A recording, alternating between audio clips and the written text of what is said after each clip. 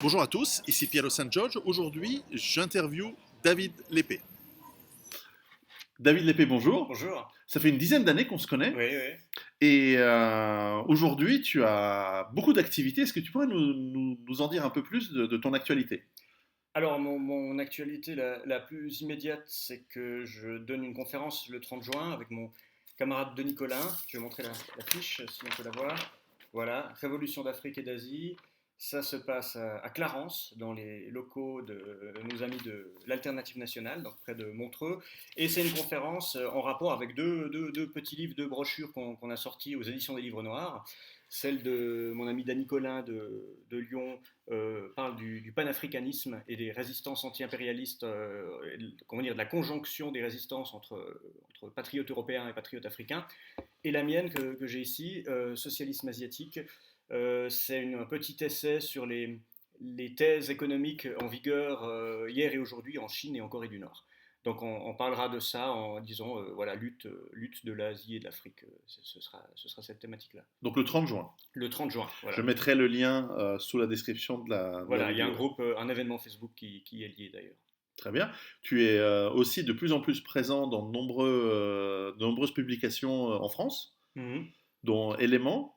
Oui, bah là j'ai le dernier numéro avec un dessin de Marceau en couverture. On a un petit dossier d'ailleurs qu'on a écrit avec François Bousquet et Pascal Esric autour de la nouvelle génération des jeunes youtubeurs néo-réac, comme on les appelle amicalement. Donc oui, Éléments, c'est une revue d'idées à laquelle je collabore depuis 2012, je crois. Collaboration fructueuse, revue intéressante qui est en Suisse depuis quelques mois, Oui. hein, en kiosque, donc Je j'y suis vais. abonné et je l'apprécie beaucoup. L'article, ce numéro est particulièrement bien. Tu collabores également, je crois, avec Rébellion. Voilà, là j'ai pas le dernier numéro, mais il vient de sortir la semaine dernière. Oui, oui, alors Rébellion, alors depuis une douzaine d'années. Donc petite revue éditée à Toulouse, mais qui sème un peu dans toute la francophonie. Revue qui se définit elle-même comme socialiste révolutionnaire européenne. Et sur laquelle s'expriment beaucoup d'auteurs de nos mouvements qui passent ou qui s'expriment de manière plus durable. À laquelle je suis également abonné, comme quoi il ne Voilà, touche pas que tu des as déjà été socialistes. interviewé une ou deux fois, je pense, Oui. d'ailleurs, là-dedans. Voilà, Mm. je ne suis donc. Il touche des gens qui ne sont pas forcément socialistes, Oui, donc oui. c'est très bien. Alors, on va passer plutôt à la Suisse. Donc, on a parlé de ta conférence, mais euh, quel est l'état, selon toi, de la Suisse aujourd'hui? Où est-ce que nous en sommes dans notre petit pays, petit et beau pays, mais petite et belle aussi, surtout, démocratie directe? Oh, vaste question. Euh, on se porte moins mal que nos voisins. Nos voisins s'en rendent compte et ont tendance à nous considérer non pas comme un phare, ce serait beaucoup dire, mais disons comme un contre-exemple de leur propre déboire. Ce qui est assez intéressant. Il arrive par exemple que des députés de l'opposition en Italie ou ailleurs, pour embêter, sortent un drapeau suisse comme ça, et tout le monde comprend à peu près ce que ça signifie. C'est une revendication de souveraineté et de démocratie directe. Et cette démocratie directe, au nom de quoi on la bénéficie, au nom de quoi on en bénéficie. Bon, au nom de toute une tradition historique longue, sur le temps long, mais également au nom de notre indépendance nationale à l'égard de l'Union européenne à laquelle nous ne faisons pas partie. Aujourd'hui, ce qui fait vraiment la différence dans les débats, les coups de force de nos voisins et ce qui se passe chez nous, c'est ça. Encore plus que la simple tradition. C'est vraiment l'idée que notre souveraineté, elle est à la fois populaire, au sens de la démocratie directe et du suffrage universel, et nationale, au sens d'une certaine autonomie, limitée, mais autonomie quand même, que nous avons par rapport à Bruxelles, quoi. Selon toi, et peut-être pour les personnes qui nous écoutent qui ne sont pas en Suisse, quels sont les piliers fondamentaux qui font que la Suisse fonctionne si bien, en tout cas relativement à d'autres pays? Alors, on l'a dit, la démocratie directe. Je dirais la proximité, mais la proximité, c'est un effet du fédéralisme. C'est-à-dire que même si le pays est certes petit comparativement à d'autres, il est quand même très contrasté parce qu'il y a trois ou quatre traditions linguistiques, et ça, les barrières linguistiques sont des barrières c'est plus que des langues, c'est des cultures, hein, ça on en est bien d'accord. Mhm. Souvent, hein, un Genevois ou un Vaudois se sont moins dépaysés à Paris qu'à Zurich.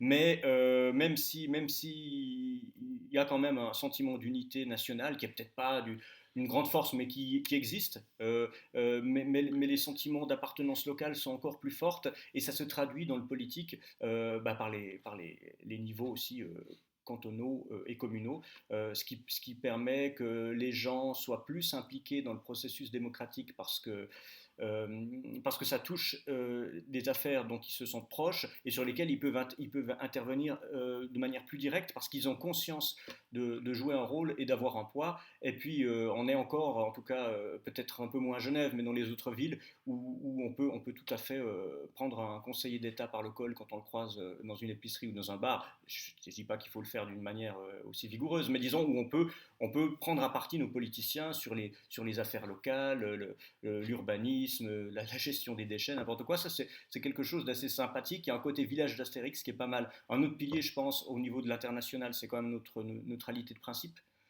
Qui n'est pas toujours facile à tenir, mais je pense que c'est important de s'y tenir pour ne pas se compromettre. Malheureusement, on ne l'a pas toujours fait, elle est plus théorique que... Enfin, on l'a vu notamment pendant la guerre froide et autres, même avec la récente crise russo-ukrainienne, on a marché un peu sur des braises, mais je pense que c'est important de ne pas faire de compromis là-dessus, quoi. Donc oui, les trois premières qui me viennent à l'esprit, il y en aurait sans doute d'autres, mais ce serait démocratie directe, fédéralisme et neutralité. Que penses-tu de l'armée de milice? Alors, on a déjà fait ensemble, il y a quelques années, une vidéo là-dessus au moment d'un vote. Ma position n'a absolument pas changé. Je suis pour le maintien du système de milice, dans la mesure où l'armée de milice est une émanation de la démocratie directe. La démocratie directe, c'est pas simplement le fait d'aller, c'est également le fait de participer soi-même en tant que citoyen à des processus collectifs. C'est aussi valable pour les jurés populaires, même si on n'en reste plus beaucoup, voire plus du tout, je ne sais plus. Mais c'est la même logique. C'est une manière de maintenir le contrôle sur un instrument aussi fondamental que la défense, éviter aussi les coups de force, la tentation putschiste, la privatisation. Là, moi, je défends l'armée de milice aussi au nom d'un idéal socialiste. C'est peut-être, on n'argumente pas, toi et moi, de la même manière, mais je pense que ça fait partie des fonctions régaliennes de l'État et que la remplacer, comment dire, en faire une armée de mercenaires, face sombre de notre histoire. Hein. C'est pas parce qu'on a été des bons mercenaires qu'on est forcément fier de l'avoir été. C'était plus la C'est des vertu du sou- faible que du fort. Et c'était des sources de revenus C'était des importantes. sources de revenus, mais c'était faute d'avoir une vraie nation, hein, une Tout vraie à fait. confédération armée. Disons-le, la professionnalisation peut malheureusement être un pas vers la privatisation. On le voit aux États-Unis avec toutes ces entreprises privées de sécurité. Ils commencent comme sécuritas dans des boîtes de nuit, puis ils finissent par se retrouver sur les champs de bataille en Irak. C'est pas tout à fait ma vision de l'armée. Donc moi, ma défense de la milice, elle se place dans la lignée de Rousseau, de Jaurès, c'est-à-dire c'est à nous d'assurer notre propre sécurité. Ça ne doit pas se négocier. C'est une émanation de la démocratie. Aujourd'hui, c'est cette démocratie directe, et également le droit suisse sur la possession des armes, qui est lié à notre armée de milice également, sont attaqués fortement, notamment par l'Union européenne. Quels sont, à ton avis, les dangers auxquels, fait face que doit faire, auxquels la Suisse doit faire face aujourd'hui? Bon, comme tu l'as dit, c'est des dangers d'ingérence. Parce que notre non-adhésion n'empêche pas qu'il y ait des grignotages de part et d'autre. On est tenu à pas mal on est tenu à d'autres accords bilatéraux liés notamment à la libre circulation des personnes, des capitaux, des marchandises. Et il y a toujours des pressions en faveur d'une adaptation de nos lois pour rendre nos lois eurocompatibles. Dans le cas des armes, je pense que ça s'inscrit dans cette logique-là. Ça se joue au pied à pied. Et je pense que même si on peut discuter, négocier, il ne faut rien céder sur les fondamentaux. Qu'en est-il du respect du vote populaire? Je pense notamment à ce fameux référendum du 9 février 2015, Oh, sauf erreur, mais je me demande si c'est même pas 2014. Mais parce que ça a duré tellement et longtemps, mais oui, je me pose la question. Oui, qui bien sûr. n'est toujours pas appliqué. Non, alors ça, c'est un cas assez unique. Heureusement que c'est unique et que c'est pas trop fréquent, mais c'est un cas de trop où la volonté populaire a été quand même comment on pourrait dire, dissoute dans un long processus parlementaire avec une commission qui a complètement abattardi le texte pour finalement n'en rien faire quasiment. Je ne sais vraiment pas quelles seront les suites à donner à ça, mais là on a un exemple à ciel ouvert de trahison de la volonté populaire par nos élus. C'est extrêmement préoccupant et comme par hasard, c'est arrivé sur sur ce sujet-là, ce qui est un sujet fondamental, quoi. Rappelons-le, qui est l'expulsion des criminels, Oui, alors je ne sais plus quelle était la formulation exacte, mais oui, c'est ça, c'est en rapport avec l'expulsion de la criminels étrangers. facilitation Ouais. d'expulser des criminels étrangers. Mhm. Alors justement, en parlant de criminels étrangers, nous avons, l'Europe en général, mais pas que, les États-Unis et en partie une partie de l'Asie, nous faisons face à des vagues migratoires très importantes. Mhm. La Suisse accueille son lot de, entre guillemets, réfugiés. Est-ce que ça, c'est pas aussi un grand danger de submersion euh, dans laquelle nous sommes liés parce que nous sommes géographiquement liés avec le reste du continent? Oui, ben, malheureusement, malheureusement oui. C'est-à-dire qu'on l'a géré un peu moins mal que les autres. Je dis toujours, je suis un peu dans le un peu moins mal parce que je n'idéalise pas non plus une situation. On l'a géré un peu moins mal que les autres dès le début, même avant le début de cette crise-là, tout simplement parce que, bah, par exemple, la France s'enorgueillit toujours de sa tradition d'assimilation, très bonne tradition, mais très peu mise en pratique, puisqu'au final, c'est le même communautarisme qu'ailleurs. Nous, on en parle un peu moins, mais on le fait un peu plus. Mais on le fait un peu plus aussi parce on a le luxe de se le permettre au niveau des choix urbanistiques qu'on a fait. Jusqu'à présent, on n'a jamais trop développé cette logique de ghetto qu'on retrouve en France, donc cette logique de communautarisation. Donc comment dire, les immigrés, pendant longtemps, on en a eu beaucoup, mais ils ont été mieux assimilés. Ensuite, il n'y a pas de miracle, on a beau assimilation ou pas, au bout d'un moment, c'est le nombre qui décide et le nombre qui rend ça impossible. Donc ce danger de submersion, il est là. Il y a une affaire d'une récente actualité qui nous l'a rappelé, qui, est, qui rappelle presque cette phrase de Bossuet qui disait Dieu se rit des hommes qui déplorent les effets dont ils chérissent les causes. Et je parle évidemment de notre compatriote Fernand Melgar, le cinéaste bien connu, hein, qui a réalisé une série de documentaires, notamment j'ai oublié les titres, mais deux de ces documentaires parlent de la situation des requérants en Suisse, notamment dans un centre d'accueil, et l'autre parle des conditions de renvoi des requérants déboutés. C'est des documentaires engagés, Mhm. disons, qui au nom des droits de l'homme sont engagés dans un sens clairement immigrationniste. Et ces dernières semaines, Fernand Melgar a fait beaucoup de bruit parce qu'il a alerté les autorités lausannoises sur le fait que son quartier, le quartier où il vit avec ses enfants, est complètement infesté de dealers provenant d'Afrique de l'Ouest. Les autorités n'ont pas réagi. Il en a fait un tweet qui a été très partagé et applaudi. Il a même fini par photographier, pour prouver ses dires, photographier des dealers devant les écoles.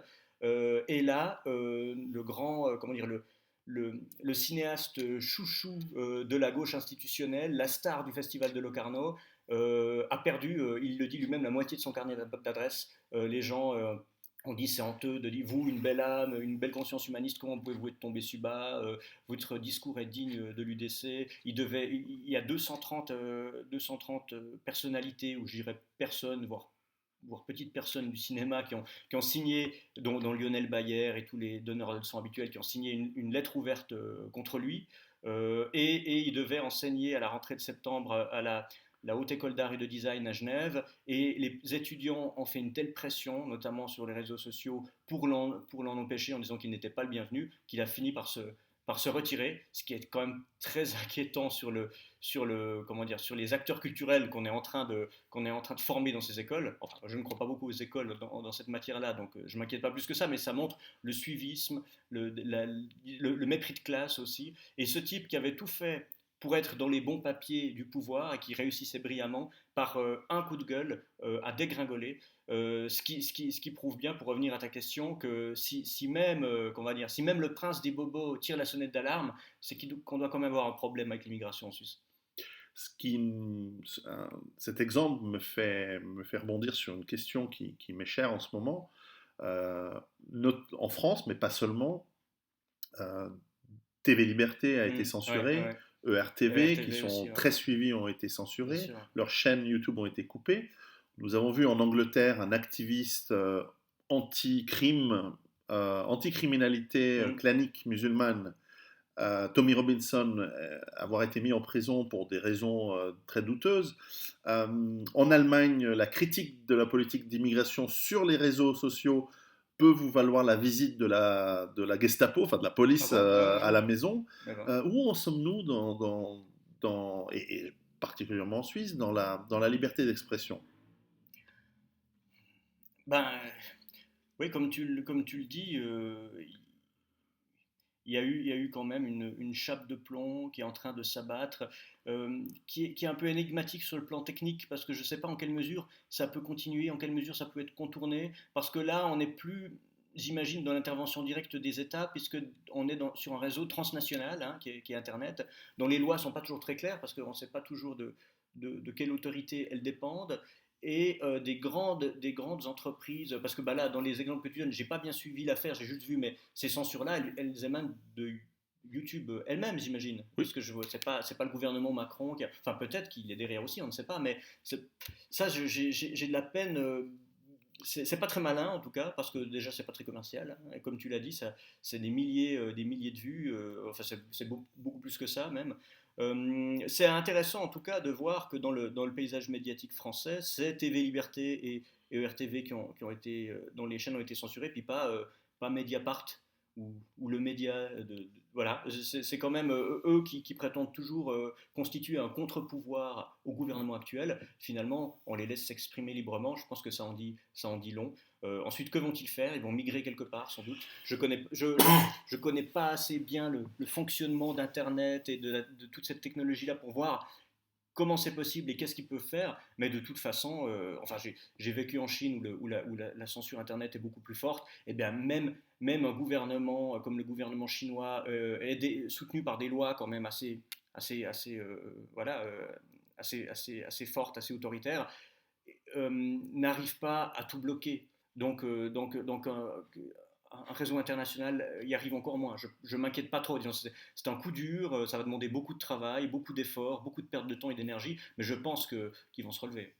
Alors, ce qui est étonnant, c'est que la génération, on va dire, qui a émergé avec mai 68, dont nous fêtons le Mm. 50e anniversaire cette année, a, a émergé en étant contre une certaine autoritarisme, un certain paternalisme, on va dire traditionnel, qui était encore en vogue dans les années 60, et qui aujourd'hui, maintenant qu'elle est au pouvoir, a créé, et avec des jeunes comme que tu mentionnais tout à l'heure, la même tyrannie, la même volonté d'étouffer toute contestation que finalement les générations précédentes. Est-ce que c'est un travers de l'être humain ou c'est quelque chose de plus particulier ou était-ce l'objectif depuis le départ? Alors en tout cas, c'est peut-être le propre du pouvoir de très mal tolérer sa contestation, quelle que soit la nature du pouvoir. Évidemment, le paradoxe est beaucoup plus apparent quand ceux qui exercent ce pouvoir-là proclamaient certains idéaux libertaires au sens large. Là, ces idéaux libertaires aujourd'hui, il y a un peu une sale gueule. Il y a eu un virage autoritaire très marqué. Bah oui, c'est bête de toujours prendre ces exemples un petit peu paradigmatiques, mais Cohn-Bendit, c'est quand même ça. Essayer de discuter avec Cohn-Bendit, c'est pas une personnalité ouverte et tolérante à la contradiction. Et il a les moyens, étant donné sa position, de préférer faire taire son opposition que de laisser le dialogue se faire. C'est d'ailleurs assez drôle qu'il se soit rendu cette année, il y a quelques semaines, au Festival de Cannes, en ajoutant juste une écharpe au smoking pour, je sais pas, ce petit côté mitterrandien, ou, enfin voilà, une rébellion vraiment à la très petite semaine. Et des lecteurs attentifs ont quand même rappelé qu'en 68, il avait appelé le monde du cinéma à ne pas faire le Festival de Cannes par solidarité avec les étudiants. Peut-être que Cohn-Bendit n'a pas remarqué qu'on avait aussi cette année de grandes manifestations étudiantes, mais tout est à l'avenant. Et quelque part, ce durcissement des fronts a une vertu dialectique, c'est qui permet de clarifier les choses. c'est-à-dire c'est toujours cette phrase de Mao que j'aime bien citer où il dit il est normal que l'ennemi nous attaque, ça permet de bien marquer la ligne de démarcation. S'il ne le faisait pas, c'est que nous n'aurions peut-être pas été clairs dans nos positions. Et là maintenant, il faut savoir sur qui on peut compter et de qui il faut se méfier. Donc, à la limite, pour la suite du combat métapolitique, il n'est pas plus mal que les gens les moins informés puissent très facilement comprendre quels sont les rapports de force en voyant ce qui se passe en termes de répression. Alors justement, dans le combat métapolitique, un sujet dont nous avons discuté de nombreuses fois hors caméra, bien sûr, Mhm, et sur lequel nous avons des divergences bien sûr amicales, c'est celui donc du survivalisme mhm, et de cet éventuel choix que l'on a, choix possible, mhm. pas forcément obligatoire, de soit faire sécession, c'est-à-dire de se retirer entre guillemets du monde et de se rendre autonome, c'est ce que j'explique Mhm. dans mes livres, ou ou de justement continuer un combat pour ses idéaux. En tout cas, je sais qu'on partage celui de la liberté d'expression, ce Bien qui est le sûr. plus important à mon avis, Mhm, et éventuellement d'autres revendications sociales sur lesquelles on peut diverger, mais peu mhm. importe. Quel est aujourd'hui, en 2018, on en avait discuté déjà il y a plus d'une dizaine d'années, euh, du survivalisme et de cette mouvance qui a pris de l'envergure depuis. Bien sûr, oui, et donc tu as été un des agents actifs, en tout cas en terre francophone. Alors, de toute façon, c'est un symptôme de quelque chose, donc je n'ai pas à juger un symptôme, ce qui arrive doit arriver, et ça traduit en tout cas une prise de conscience qui me semble assez saine parce qu'elle est réaliste, hein. Après, il vaut mieux prévenir que guérir. Euh, là où il y a une divergence, mais je dirais que c'est une divergence comment dire, pour moi c'est un éternel dilemme parce que je comprends bien les motivations de la démarche survivaliste. C'est une démarche de sécession et ce qui me dérange, c'est que tant que faire se peut, peut-être que les circonstances m'amèneront à changer, mais ce ne sera pas de bon cœur. Tant que faire se peut, j'ai envie de croire aux politiques, au sens, voilà, au sens que lui donnait Aristote, au vrai sens du terme. C'est-à-dire que notre société rencontre des problèmes. J'aimerais bien qu'on puisse s'en sortir ensemble, tous ensemble. Mon référent, enfin il y en a plusieurs, mais mon référent en termes d'échelle, ça resterait l'État-nation.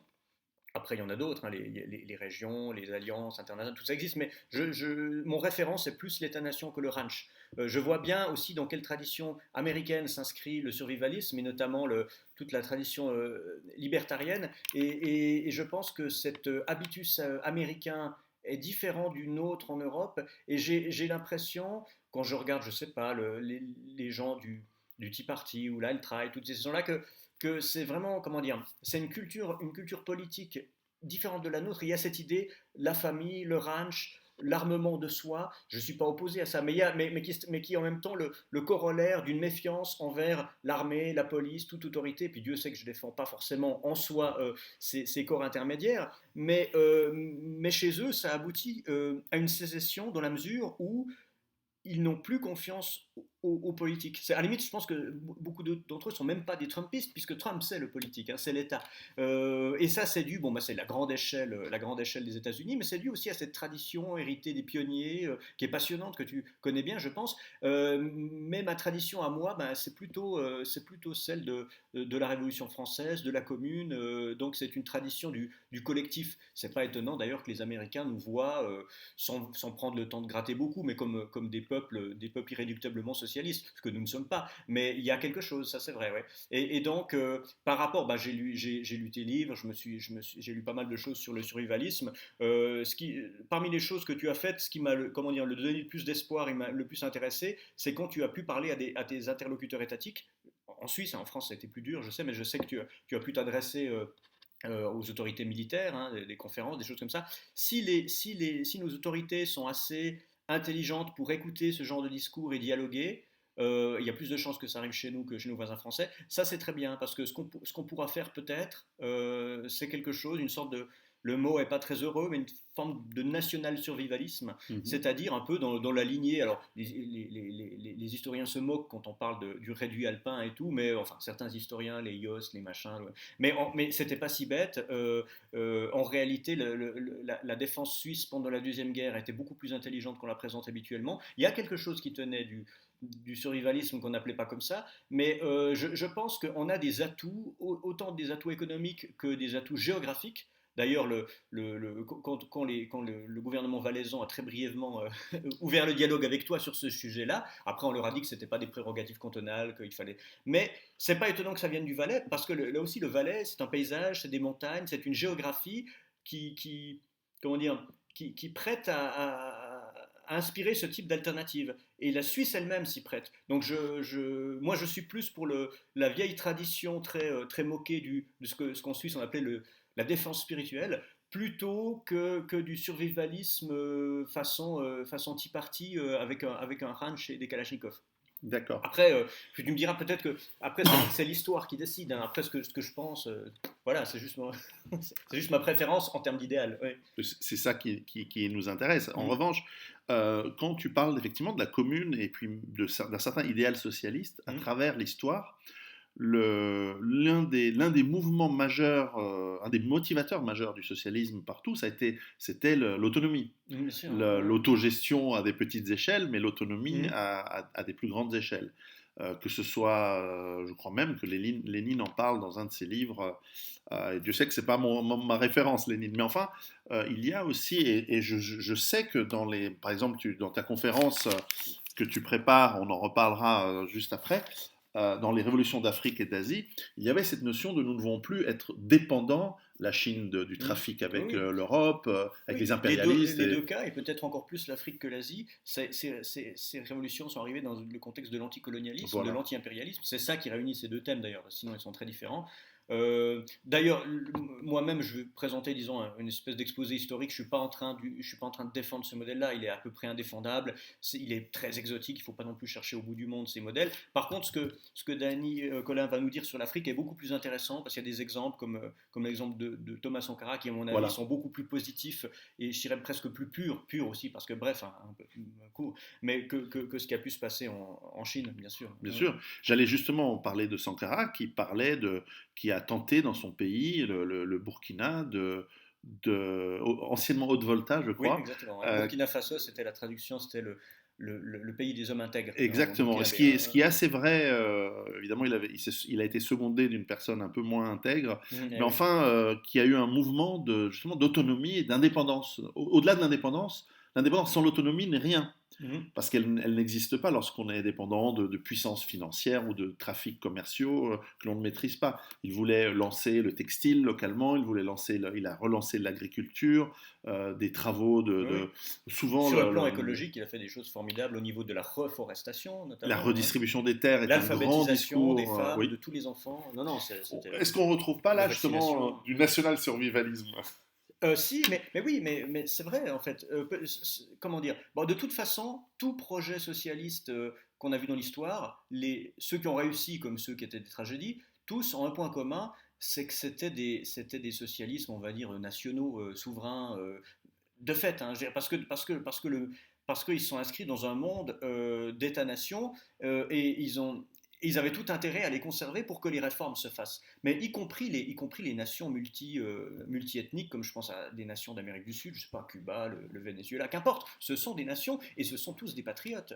Bien sûr, ce qui n'empêche pas d'avoir cet idéal internationaliste de dire, bah oui, tous les humains sont nos frères, on ne doit pas se faire la guerre pour du pétrole, je ne sais quoi, mais c'est pas du tout contradictoire avec le fait que c'est la nation d'abord. Mais ça, je me tue depuis des années à expliquer que l'histoire socialiste et ce que devrait être l'actualité socialiste s'inscrit dans ce cadre-là. C'est pas éternel parce que la nation n'est pas un concept éternel, mais pour le moment, on en est là. Et il est très bien qu'on en soit là parce que sinon, comment dire, la nation aujourd'hui, c'est tout simplement la première condition de possibilité du socialisme. Je parlais avant, et la Suisse, Dieu sait que ce n'est pas un pays socialiste, mais je parlais avant des libertés et des avantages que la Suisse s'est octroyée à elle-même parce qu'elle est autonome, relativement autonome. Sinon, c'est absolument pas possible. On le voit depuis quelques années, bon, le Brexit a été vraiment, je pense, un grand moment de l'histoire européenne, c'est le début de la déconstruction. Je pense que l'Union européenne s'est construite jusqu'à présent par agglomération, maintenant elle va continuer de se construire par soustraction. Hein. L'Italie vient de mettre un autre clou dans le cercueil. Exactement, c'est à ça que je pensais.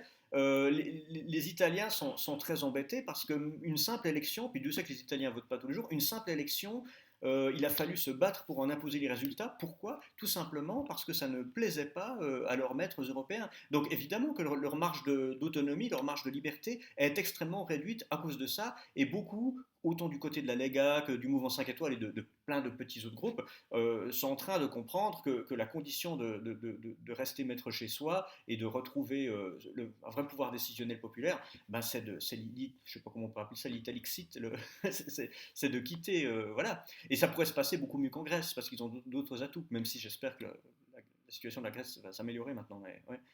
Mais bien sûr, tout. Et ça, donc c'est pas valable que pour le socialisme, certes pas, mais pour le socialisme, ça l'est d'autant plus que, parce que c'est quoi le socialisme? Sans parler de, je parle évidemment de la réappropriation publique des moyens de production, mais disons de manière un peu plus générale, l'amélioration sociale de la condition de vie des gens et notamment des travailleurs. Ça passe évidemment par le fait qu'on puisse dire que, comment dire, pour qu'il y ait une démocratie, il faut qu'il y ait des citoyens. Pour qu'il y ait des citoyens, il faut qu'on puisse dire qui est citoyen et qui ne l'est pas. Et ben voilà, pour une politique sociale, il faut des bénéficiaires. Et pour que ces bénéfices soient touchés par le peuple, il faut qu'on puisse dire un tel est un travailleur suisse, un tel est un bénéficiaire, l'autre ne l'est pas. Et le débat complètement stérile qu'on a entre la gauche et la droite actuellement, c'est qu'on a une gauche qui s'accroche à des privilèges sociaux menacés en pensant que le meilleur moyen de les sauver, c'est de nier le fait qu'il y ait des abus. Alors évidemment, on commence par l'abus du droit d'asile, mais il y a aussi des abus entre nous, entre compatriotes, par rapport aux assurances invalidité, à la caisse de chômage, etc. Et on a une droite qui dit ces abus sont indéniables, et du fait que ces abus existent, il faut tout supprimer, parce que toutes les assurances sociales fonctionnent comme pompe aspirante et comme pompe à abus. Je pense que les deux foncent dans le mur. Moi, j'ai envie de sauver nos assurances sociales, mais je me rends bien compte que pour ça, il faut trier le bon grain de livret. Et là aussi, la nation, c'est ce qui permet de mettre ce filtre, puisque les frontières ne sont pas des murs, sont des filtres, hein, n'oublions pas. Régis Debray a écrit un beau livre là-dessus. C'est ce filtre qui permet de faire fonctionner le progrès social. Sinon, c'est la jungle, et à la fin, c'est toujours le retour d'un capital prédateur. La fin, comment dire, la fin nécessaire, l'aboutissement nécessaire d'une mondialisation dérégulée, c'est la violence économique à l'état pur, la prédation. Et alors que la construction d'un vivre ensemble et d'un certain équilibre social, c'est la frontière. Donc, patriotes de tous les pays, unissons-nous. Oui, enfin, unissons-nous, c'est-à-dire, oui, il y a moyen de faire un front commun. Et je pense d'ailleurs que voilà, les gens de gauche se gobergent de tout cet internationalisme mal compris, qui est en fait un alter mondialisme, hein, et pensent toujours être ceux qui sont les plus ouverts à l'autre, aux réfugiés par exemple, à n'importe qui d'autre, alors que les gens auxquels ils veulent s'ouvrir, pour la plupart, parce que la plupart des êtres humains actuels sont comme ça, viennent de civilisations nationales, patriarcales, traditionnelles, sans doute archaïques à leurs yeux, des gens avec qui je pense, des personnes comme toi et moi peuvent ouvrir le dialogue, parce que malgré nos différences, on a quand même des bases anthropologiques communes. Le bobo a beaucoup de peine à ouvrir le dialogue avec ces gens-là. Et d'ailleurs, on voit les mécompréhensions, on déroule le tapis rouge à des immigrés à côté desquels les vilains réacs que nous sommes serions presque des hommes des Lumières.